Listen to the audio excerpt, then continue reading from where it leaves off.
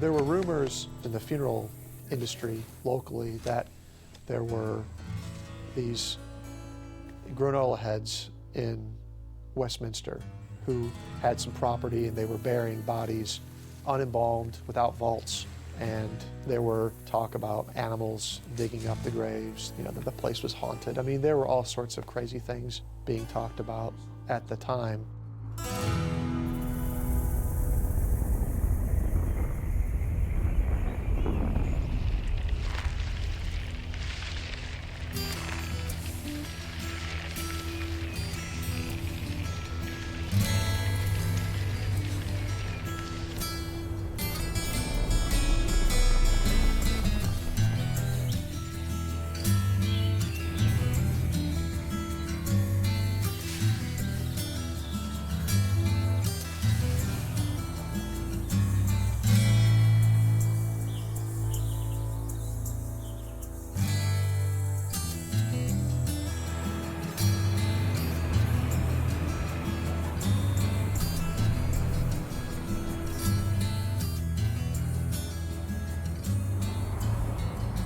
Dr. Billy Campbell was embarking on a dream.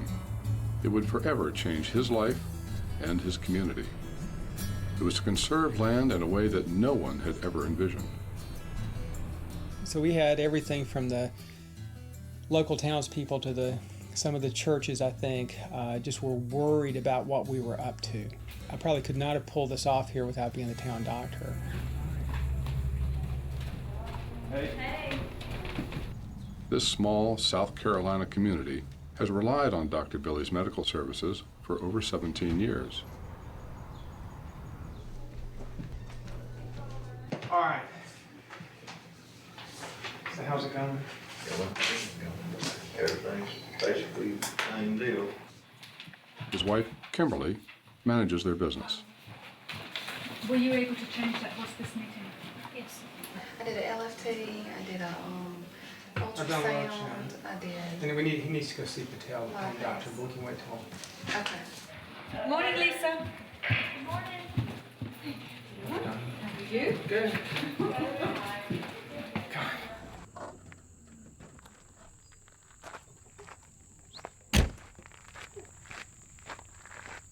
Being the only physician in town was kind of that little barrier there that maybe I shouldn't go in the cemetery business. You know, maybe that's not a good idea. I think a lot of us suffer with the idea that everyone's going to instantly get what we're doing, and the community's going to get it. And you really don't need to go out there and explain it because it's just so self-obvious because you've been thinking about it for 10, 15 years, and you don't realize how odd it might seem to other people, or the fears they might have about water contamination or animals digging up bodies, all these things that we've dealt with and talked to people about. But we really messed up. We didn't go to our neighbors and talk to them. Most people around here want to preserve the land. I mean, that's our culture and our heritage, but they just didn't understand how a burial could preserve the land.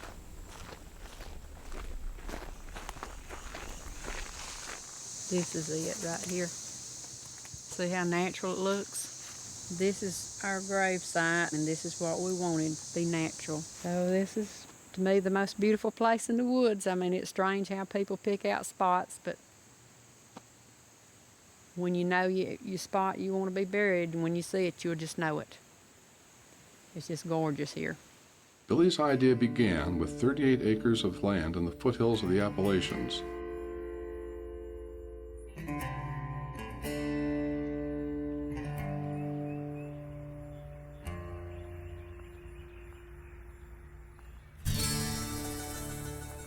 Westminster is in western South Carolina, pretty close to where North Carolina, South Carolina, and Georgia all come together.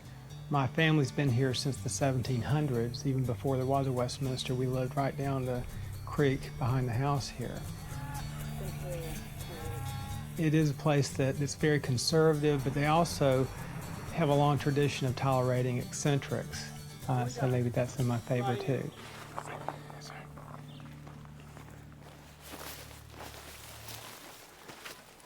The first thing was about 7th or 8th grade, where I had the teacher who said he was going to be buried in a burlap bag and have a tree plant over him. And this was the first Earth Day. That was about the time.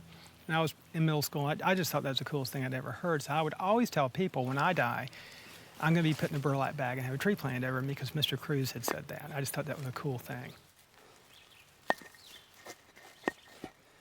In college, I was reading a lot of death studies, American Way of Death. I had a girlfriend at the time who suggested some things I could read. And she had taken the death studies course at the university. And at some point, that idea of having a natural burial area came into fuzzy focus, that maybe you could save land. And then at some point, probably before my dad died, I heard about the prairie cemeteries that they were trying to protect because they protected tallgrass prairie and the Midwest. And I said, if that can happen by accident, why couldn't we do something by design? I could see how it could be a powerful tool, and I would talk about it. But then when my dad died and we spent enough money to buy 5 to 10 acres of land at the time on that funeral, I decided I had to do something. And then it only took me another 11 years to actually form the company with a couple other guys who helped out. My dad's death was the thing that made it real. It wasn't just this fun thing to talk about. It was like, I really need to do something about this. And it was gnawing at me. It really did. But it became something I thought about a lot more. And then eventually, Kimberly said, either quit talking about it or do it. But you can't keep talking about it. You're scaring away all of our friends. So. Burial without embalming and in a biodegradable container with no vault is thousands of years old. Billy did not invent this way of burial. So we'll probably just position this in a way. America has a very proud and noble tradition of taking care of its own dead. People used to do that, especially in rural communities where we are. It was almost by necessity. When somebody died, they laid the body out in the front parlor. The women washed the body, the men dug the grave and made the casket, and they took care of it themselves. But as we have changed, as more people work now, part of the ritual that has developed has in a lot of ways created a disconnect with death.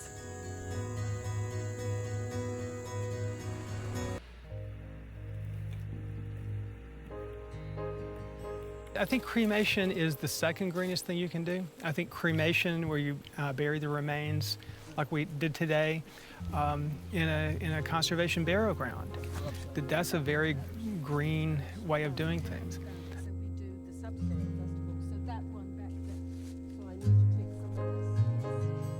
And I do think ritual is important, but there is something, I think, about lowering the body into the ground, and even in covering the grave, that is something active. It is taking back the ritual to where it was 100 years ago. It has been very professionalized, and families have become spectators. And that's another part of this. I mean, you could have just the strict thing where families aren't involved and still have a conservation burial ground, but I think it's important to have those rituals where families and friends are directly involved in that process, because I think it can be transformative. That ritual, we have people coming to the funerals who are pretty spooked by it, that seem uncomfortable, and they're there and they do this and they say, this is the way we should do it.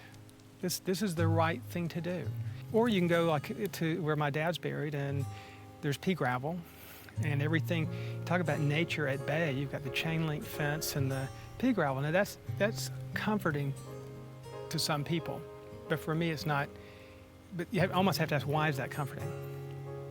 And there's I guess the culture has reinforced that kind of separation, that death and life, is different, and that we have to keep nature at bay, and that that's the reason we embalm and have bronze caskets and all this other stuff to keep that dust to dust thing from actually happening, and that dust to dust to life again. Marlon, you have to come get a few of these too.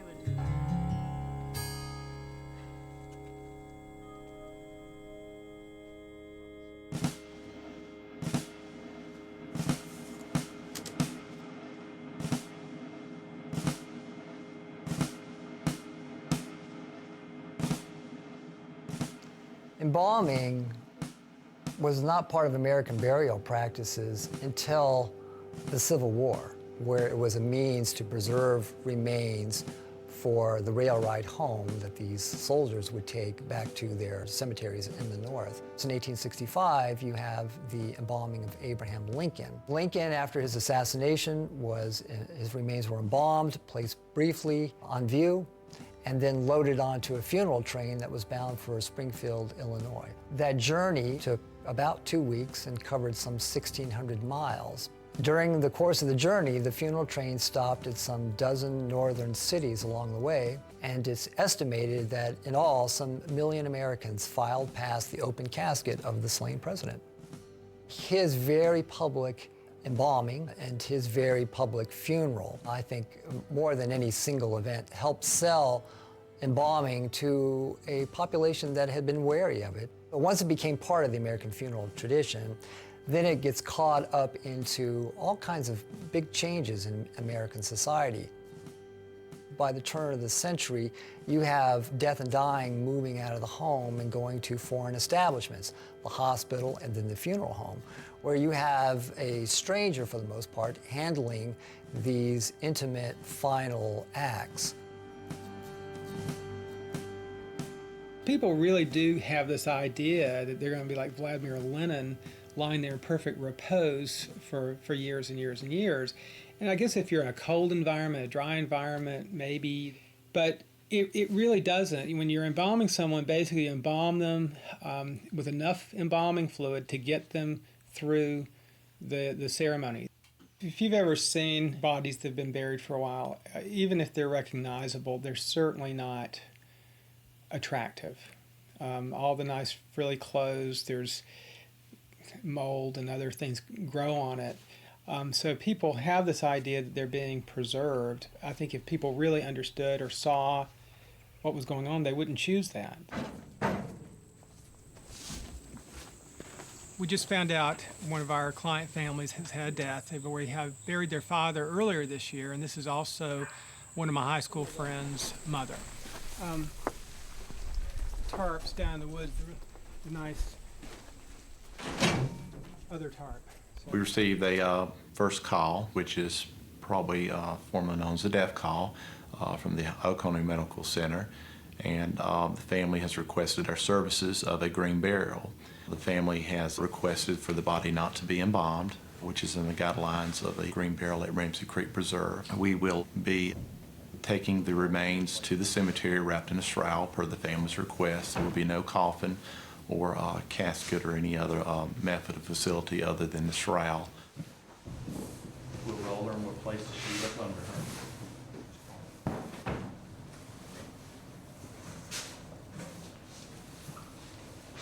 Because of the rigors, very fixated. We'll place one at the upper extremity. Place her on the stretcher.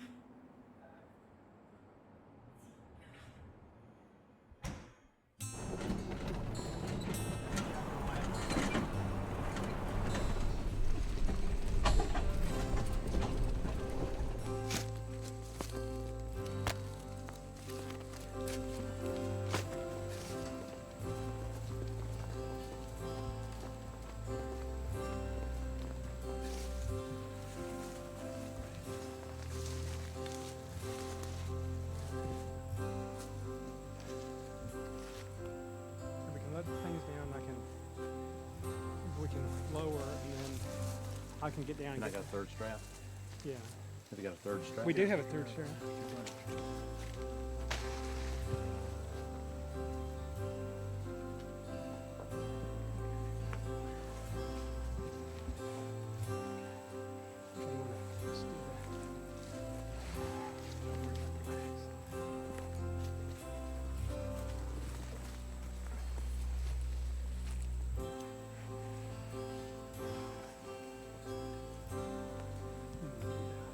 Can be out with these two? Okay. Dad, stand right here on this pivot side.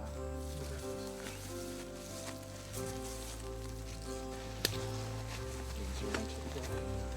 Easier. Pull her up. Pick up on. That's good. That's good. Okay. Is that good? That's good.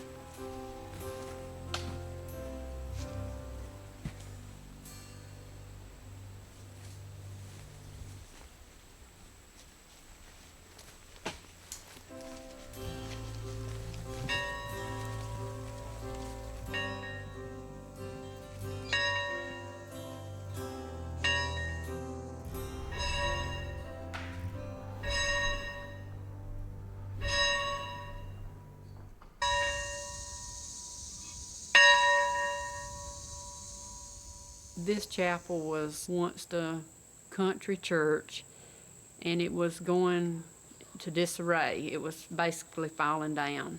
And Billy asked if he could have it. I'm sure it was a big expense on his part. It's nothing but positive to this community, and it's restored a little of our history.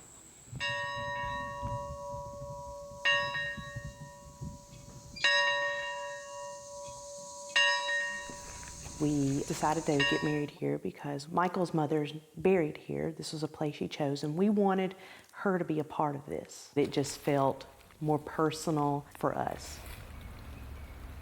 Because we've grown accustomed to being buried a certain way, having funerals a certain way, and this is completely different to them.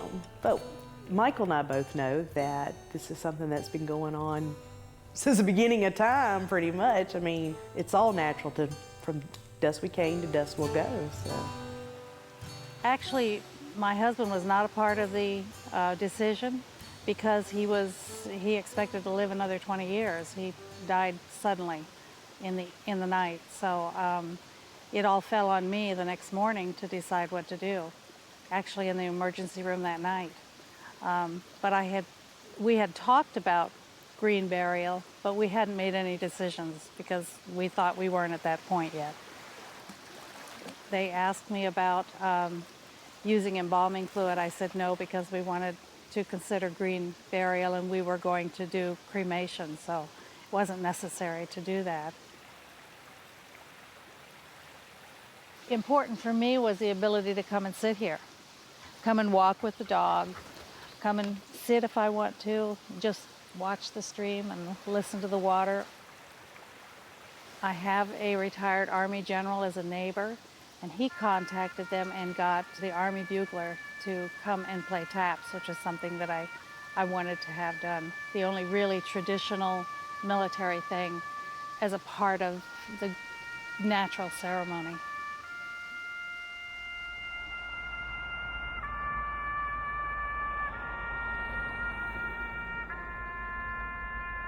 Finally, just enough people getting it and being buried there, that's really what changed it. So at this point, I think they're even proud of it because they've seen mention of it in magazines. So we really don't have a lot of people making fun of Ramsey Creek anymore.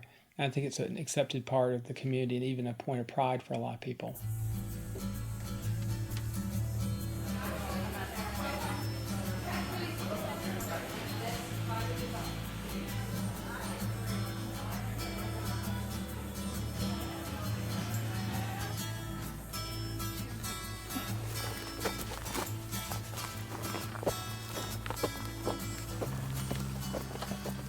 Dr. Billy Campbell blazed a trail for the green funeral movement. Following his lead, conservation burial grounds have been established in other American communities. Billy's ultimate goal is to restore and conserve 1 million acres of land.